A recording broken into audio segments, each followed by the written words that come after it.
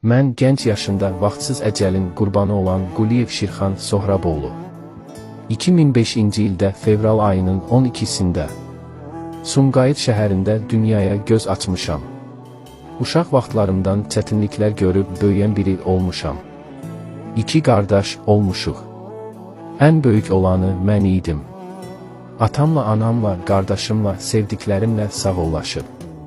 2024-cü ildə yanvar ayının 15-ində hərbi xidmətə yola düşdüm.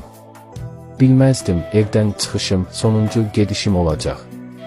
2025-ci ildə fevral ayının 22-sində xidmətdə olan zaman həyatımı itirdim. Evimə gəlməyimə 4 ay qalmışdı.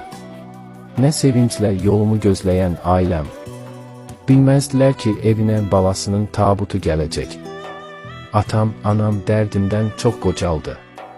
Qardaşım boynu bükük qaldı. Mənim əziz ailəm. Mən bu dərdi sizə yaşatmaq istəməzdim.